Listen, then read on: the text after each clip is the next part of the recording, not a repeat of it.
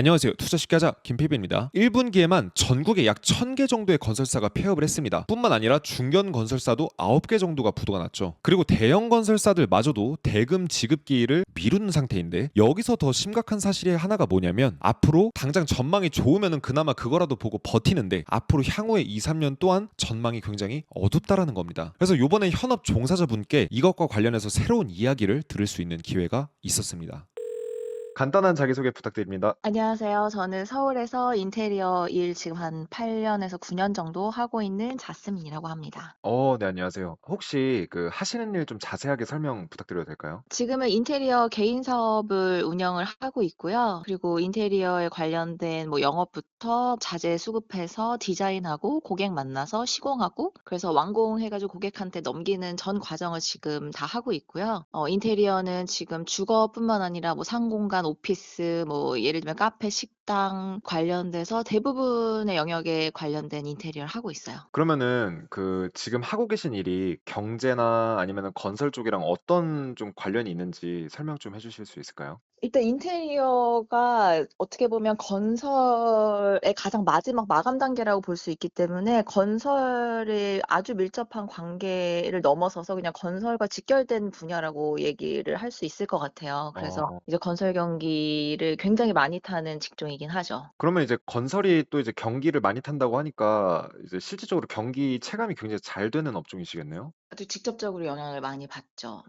그러면은 이게 전반적으로 봤을 때 옛날에 한창 이제 인테리어 일 많고 했을 때가 100이라고 하면 지금은 일이 얼마나 줄어든 것 같으세요? 이게 저는 코로나 전부터도 이 일을 했었고 코로나를 겪었고 지금 약간 경기가 다운된 상태를 다 비교해 보면 만약에 코로나 전에 일반적인 상황이 100 이라고 했다면 코로나 때는 뭐 한 130 에서 150 정도로 폭등을 했다가 그리고 지금은 이제 평소가 100 이었다면 뭐 거의 절반 수준의 느낌인 거죠. 와. 만약에 지금 주변에 폐업하는 분들도 많고 하니까 그런 걸 생각했을 때는 뭐 50 이하라고 할 수도 있지 않을까 저는 생각이 드네요. 그러면 혹시 주변에 뭐 인테리어 하시는 분이나 아니면은 뭐 건설 쪽 관련되신 분 중에 '와 진짜 이분이 왜 망했지?' 이런 분들도 사례가 있을 것 같은데 좀 한번 말씀해 주실 수 있을까요? 너무 많은데요. 사실 코로나 때 100억 단위 뭐 1000억 단위로 움직이시던 분들 중에 이제 시행에 문제가 생기면서 이제 뭐 태형건설이랑 관련된 사례도 있었고 그래서 아. 정말 뭐 1000억 대 규모의 시행하시는 분들도 파산했고 그다음에 코로나 때 강남 쪽에 본사 건물을 직접 몇 개씩 올리시던 분들도 지금 얼마 전에 사실 파산하셨고 강남에 자기 빌딩 있을 정도로 잘 나가던 분이 파산을 했다고요? 네 맞아요. 그리고 네 이제 뭐 워낙 땅 많이 보유하셔서 뭐 기존에 갖고 계신 땅으로만으로도 뭐 특별한 걱정 없이 지내시던 분들도 지금 뭐 거래가 절벽이 되다 보니까 힘드신 분들도 있고 엄청 많아요. 정말 코로나 뭐 전부터 코로나 때까지 정말 수백 수천억 자산가분들도 부동산 건설 쪽에 종사하신 분들은 많이 힘들더라고요. 왜냐면 이렇게 건설 특히 이제 PF 같은 거는 특성상 한두 개만 부러져도 크게 망한다면서요? 그렇죠. 그게 이제 저도 뭐 자세히는 몰라도 시행하시는 분들 말씀 들어보면 한 가지 시행이 성공을 하면 연속적으로 후발 시행건들이 연달아 물리기 때문에 뭐 한 가지만 삐그덕거려도 연쇄적으로 같이 무너지더라고요. 근데 특히 이번에 뭐 뉴스에도 많이 나왔던 태형건설 이슈로 실제 그걸 경험하신 분이 옆에 있기 때문에 그 심각성이나 위험성을 많이 봤죠. 그러면은 이렇게 업황이 좀 힘들어지게 된 게 언제부터 힘들어진 것 같으세요? 느끼셨을 때? 코로나 때는 정말 호황이었고 그 이후에도 그 호황은 쭉 유지가 됐던 것 같아요. 뭐 좀 경기가 어렵다는 말이 나왔을 때도 네. 실질적으로 이 필드에서는 어려움이 느껴지지는 않았었어요. 근데 본격적으로 체감을 한 건 이제 작년 하반기 넘어서면서부터였던 것 같아요. 그때까지만 해도 이제 뭐 실제로 네네. 저는 이제 예를 들면 건설이 있고 그 후에 뭐 인테리어가 있고 저는 그 밑에 이제 일하시는 인부들을 제가 직접 고용하는 사람이었다면 그 마지막 단에 이제 기술자, 숙련자들 분들을 고용하기가 정말 어려웠어요. 왜냐면 그분들이 일이 너무 많아서. 근데 아. 작년 가을 정도를 기점으로 그분들이 일이 없다는 말씀을 저한테 역으로 하신 게 근 한 4-5년 만에 처음이었어요. 근데 지금은 엄청 심한 수준이죠. 이제 그분들이 제발 일 있으면 자기한테 먼저 연락 달라고 매일매일 전화가 오는 정도의 수준이죠. 있죠. 근데 이제 그거의 시작이 작년 한 가을쯤부터.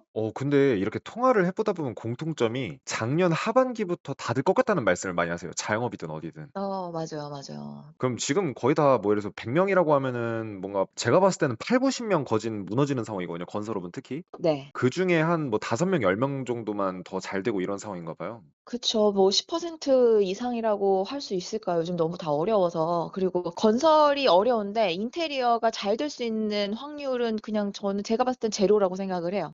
그쵸, 그쵸, 그쵸. 네. 건설과 너무 직결돼 있기 때문에 '건설이 어려운데 인테리어는 잘 된다.'라고 하면 정말 특화된 일부 업체에 불과하지 않을까라는 생각이 들어요. 그러니까 뭐 집을 짓고 상가를 짓고 뭐 해야 뭐 인테리어건도 생기니까. 그쵸. 그리고 뭐 매매를 해서 이동을 하지 않더라도 회사도 잘 돼야 이동을 하고 그쵸. 자영업도 잘 돼야 뭐 분점을 내고 이동을 하고 확장을 하는데 네. 지금은 뭐 요식업을 하는 자영업 그 제 일선에서도 그렇게 어려움을 느끼니까 뭐 이사는 꿈도 못 꾸죠. 그리고 인테리어는 또 더더욱 꿈도 못 꾸고. 그러면은 이대로 좀 상황이 나아지지 않고 계속 악화가 된다라고 하면 자스민 님이나 아니면 주변 분들은 얼마나 오래 버틸 수 있을까요? 이게 또 저는 이제 인테리어 쪽을 하다 보니까 인테리어 쪽에서 버틴다는 의미가 쪼끔 모르겠어요. 다른 분야랑은 어떻게 다른지는 정확히 모르겠지만 인테리어 쪽에서는 사실 제가 대표가 영업을 못 해서 영업이 빵이면 그냥 제로거든요. 아 수입이 아예 제로. 그렇죠. 예. 장사가 잘 되던 가게에서 손님이 줄어서 매출이 주는 개념이 아니라 아예 이번 달에 영업이 된 건이 없으면 그냥 바로 제로가 되는데 밑에 직원들이 한 4-5 명이 있는 상황이면 이제 한 달 한 달이 굉장히 어렵죠. 그런데 만약에 일반 인테리어 회사가 보통 3 명에서 4명 정도 직원을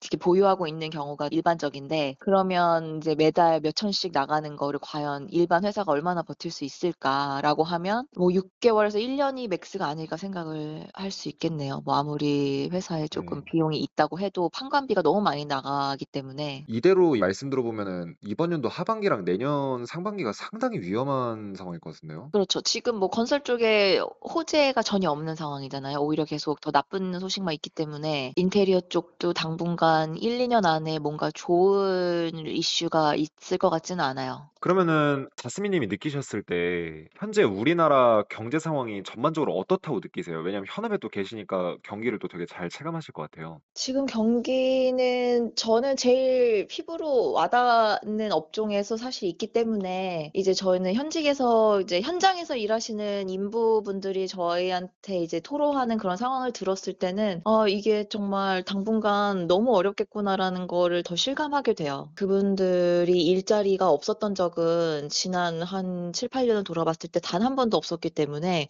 그래서 아. 사실 이 일을 하면서 처음 맞이하는 상황이기도 하고 네 오히려 저희는 뭐 코로나 때 되게 어려울 걸 예상했지만 실제로는 그땐 되게 호황이었었던 시대였거든요. 근데 저도 실질적으로 일을 하면서 맞이하는 첫 경기 침체 느낌이라서 실감을 많이 하고 있어요. 그리고 '굉장히 어렵구나.'라는 걸 많이 느끼죠. 그러면은 이제 다른 이제 주변에 사업하시는 분들은 어떻게 버티고 계세요? 지금 제 주변에 뭐 예를 들면 건설하시는 분들 중에는 이제 아까 말씀드린 대로 이제 파산을 하시는 분들도 있고 또 건설이나 부동산 쪽에 계신데 아직 굉장히 잘 되고 계신 분도 사실 있어요. 네네. 네 이제 그런 분들 같은 경우에는 부동산 쪽에서 지금 잘 되시는 분들은 에어비앤비 쪽으로 좀 전향을 해서 좀 사업군을 바꾸신 분이 있고 오. 경제가 어렵다는데 에어비앤비는 다 쓰나 봐요, 소비자들이? 최근에 그 에어비앤비의 법령이 좀 바뀌면서 일반적으로 뭐 오피스텔 하나 갖고 있었던 사람들이 마음대로 에어비앤비 전환을 할 수 있었으면 이제 그 규제가 좀 까다로워졌어요. 그래서 기존에 서울 쪽에 건물을 좀 가지고 계셨던 대표님들이 그 건물을 그냥 임대로 내놓지 않고 용도 변경을 해서 이제 에어비앤비로 할 수 있는 것으로 용도 변경을 해서 이제 부동산을 변경하시더라고요. 그렇게 좀 발빠르게 움직이시는 분들은 또 요 시기를 잘 넘어가려고 적응을 하고 계시고 이제 안 되는 분들은 사실 답이 없어요. 건설이나 인테리어 쪽은. 예를 들어 우동을 팔다가 이게 안 팔려서 김밥을 팔아보고 이런 상황이 아니다 보니까 이제 인테리어나 부동산은 이제 클라이언트가 없으면 그냥 할 수 있는 게 없거든요. 우동 팔다가 김밥 팔려고 하는데 그냥 아예 사람들이 분식집 자체를 안 오니까 뭐 할 수 있는 게 없는 거네요. 그렇죠. 네 맞아요. 마지막으로 구독자분들한테 좀 한 말씀 부탁드려도 될까요? 저도 우연한 기회에 김피비 님을 이제 온라인에서 알게 돼서 많은 수업을 들었는데 말씀해 주신 것처럼 뭐 지금 굉장히 어려운 시기를 보내고 있지만 이게 영원하지 않고 분명히 업다운이 있는 흐름이 있다고 저는 분명히 배웠어요. 힘들었어요. 그래서 이제 어려운 시기를 넘어가는 것이 굉장히 중요하긴 하지만 또 이게 분명히 어떻게 반대로 보면 기회가 될 수 있는 시기라고 저는 생각을 하거든요. 그래서 어려운 시기지만 이거를 꼭 기회로 만들 수 있는 분이 있었으면 좋겠어요. 저도 이걸 꼭 기회로 만들려고 지금 굉장히 노력하고 있고요. 그래서 다들 이 힘든 시기 잘 이겨냈으면 좋겠습니다. 아이고 네. 고맙습니다. 건설의 끝에는 인테리어가 있다. 굉장히 인상적인 문구였습니다. 다른 분야로라도 돌파구를 마련할 수 있다는 것도 천만다행이라고 저는 생각이 들었습니다. 여러분들 생각은 어떠신가요? 댓글로 여러분들의 생각을 남겨주시면 감사하겠습니다. 그리고 최근에 폐업하신 자영업자분들이나 대표님, 기업 임직원, 프리랜서분들 그 어느 산업에 종사하셔도 괜찮으니까 여러분들이 현재 겪고 계신 위기, 여러분들의 회사의 어떤 상황 이런 것들을 경제라디오로 꼭 제보해 주셨으면 좋겠습니다. 그래서 저희 고정 댓글에 보시면은 사연 제보할 수 있는 카톡방이 있으니까 꼭 사연 제보 부탁드릴게요.